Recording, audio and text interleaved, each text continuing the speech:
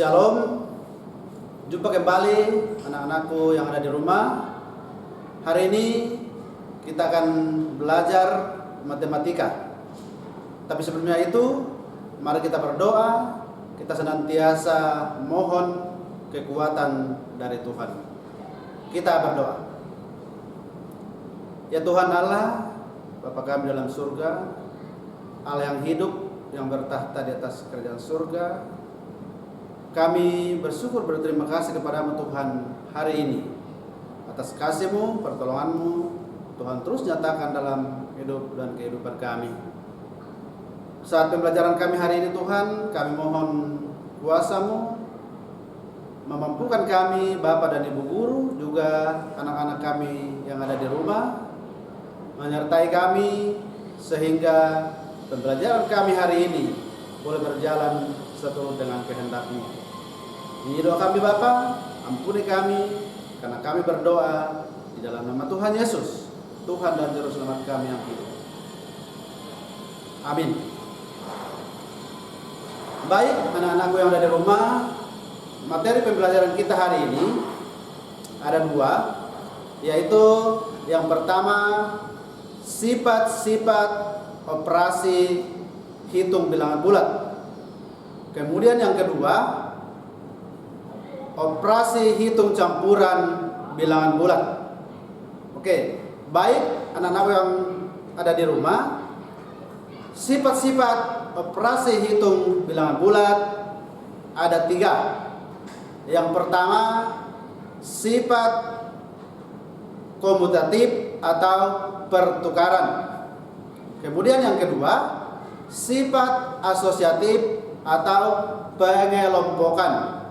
Kemudian yang ketiga, sifat distributif atau penyebaran.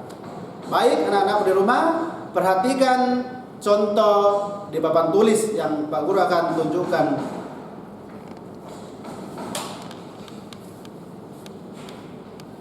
Ya. Baik anak-anak di rumah, sifat operasi hitung bilangan bulat yang pertama adalah komutatif atau pertukaran. Jadi komutatif pertukaran itu pada penjumlahan. Contohnya 5 ditambah 2 ditukar, atau pertukarannya itu 2 ditambah 5. Jadi 5 tambah 2 ditukar tempat menjadi 2 ditambah 5. Jadi hasilnya sama. Jika ditulis dalam bentuk simbol, yaitu A ditambah B sama dengan B ditambah A, di mana A dan B itu adalah bilangan bulat. Nah, kemudian contoh yang kedua, sifat komutatif pada perkalian. Lihat contoh bagian B ini. 4 dikali 5 sama hasilnya dengan 5 dikali 4. Jika ditulis A kali B sama hasilnya dengan B dikali A. Nah, itu sifat yang pertama. Kemudian sifat operasi hitung yang kedua yaitu sifat asosiatif atau pengelompokan. Contoh, sifat asosiatif pada penjumlahan.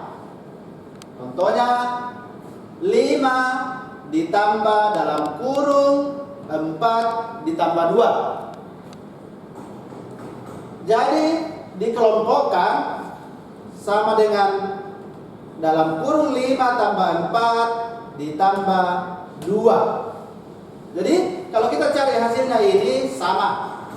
5 tambah dalam kurung 4 tambah 2 sama dengan dalam kurung 5 tambah 4 tambah 2, hasilnya sama. Sehingga bisa dapat ditulis A ditambah dalam kurung B tambah C sama dengan dalam kurung A tambah B balas kurung tambah C. Itu cara mencari. Kemudian sifat asosiatif pada perkalian. Contoh, 2 dikali dalam kurung 4 dikali 5 sama saja dengan dalam kurung 2 dikali 4 balas kurung dikali 5. Jadi bisa ditulis A dikali B, A dikali dalam kurung B kali C sama dengan dalam kurung A dikali B balas kurung dikali C. Itu sudah ada 2 sifat pada operasi hitung bilangan bulat. Kemudian sifat yang ketiga distributif. Distributif atau penyebaran. Ya. Sifat distribusi itu perkalian terhadap penjumlahan. Nah, lihat contoh bagian A ini.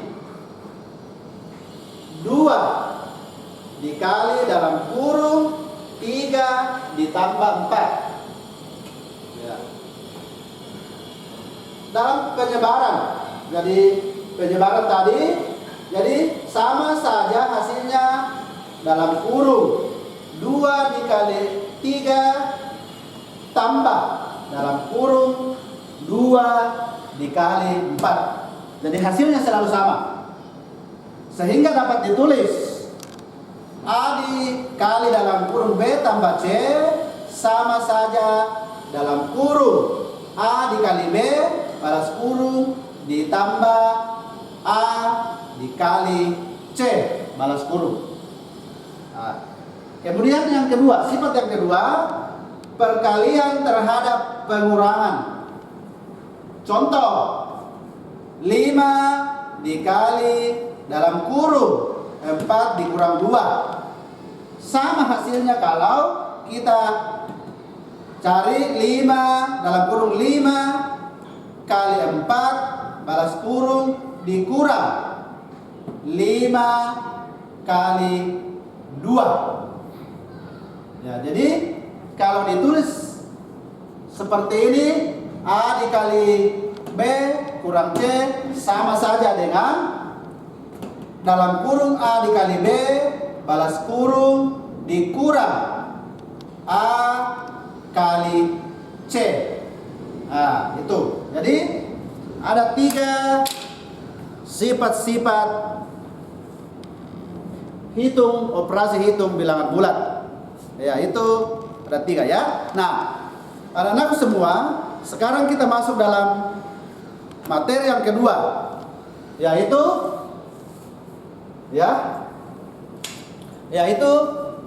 operasi hitung campuran bilangan bulat.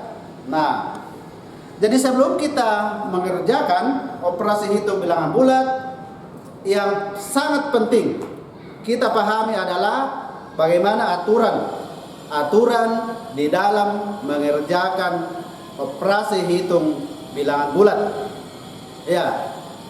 Aturan yang pertama, jika operasi hitung yang bertanda dalam kurung dikerjakan lebih dahulu. Lihat contoh depan papan tulis. Ya. Ini penjumlahan ada di dalam kurung, ya. Jadi yang dikerjakan terlebih dahulu adalah di dalam kurung. Ya. Sehingga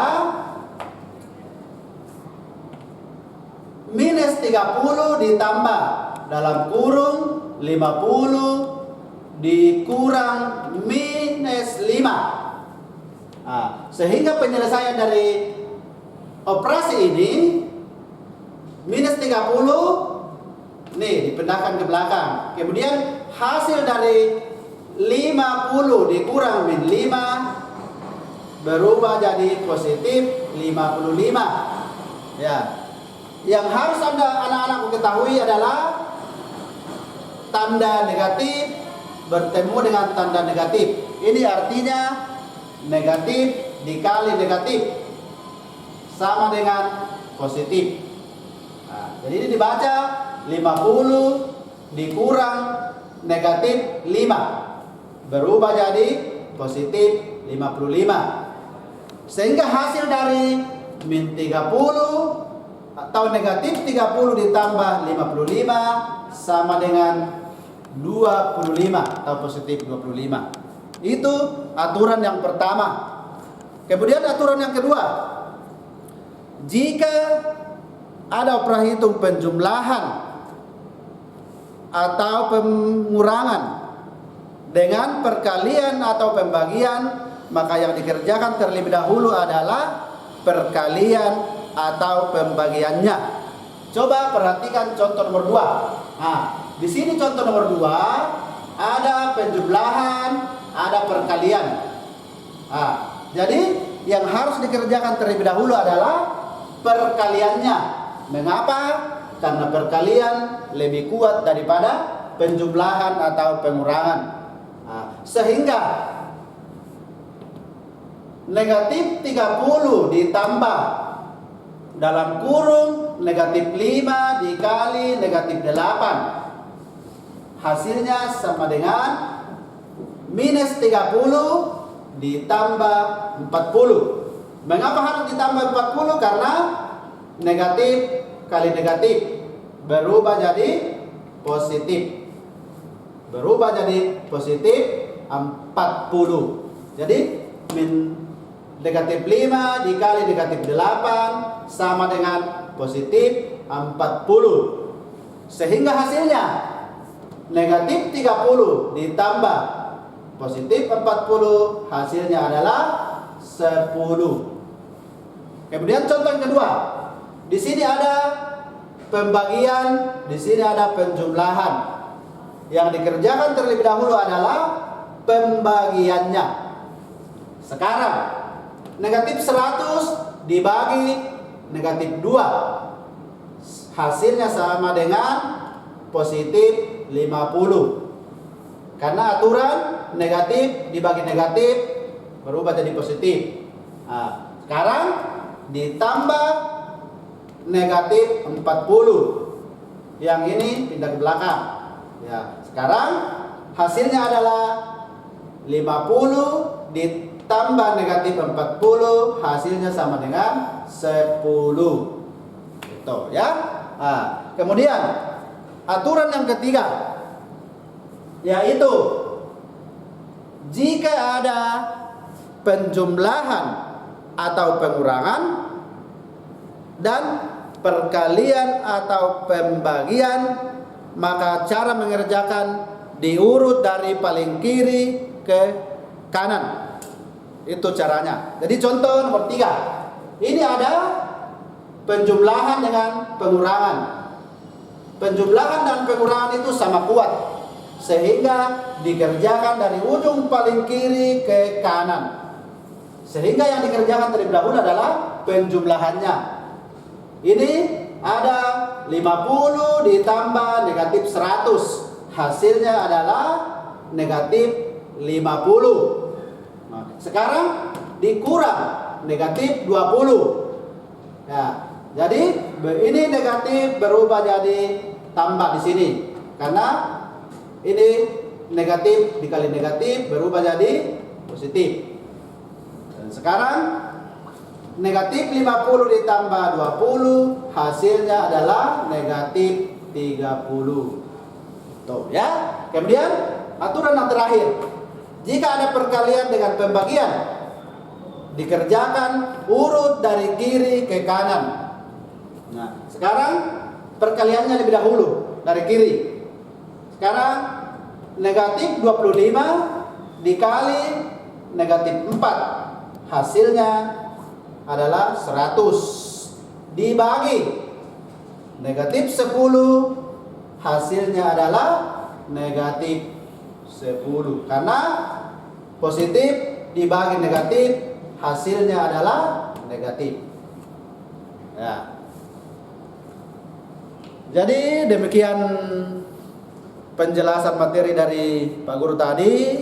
Semoga anak-anak bisa mengerti, dan adapun tugas-tugas yang Bapak Guru akan kirimkan lewat WA, nanti dipertanyakan kalau ada yang dikurang mengerti.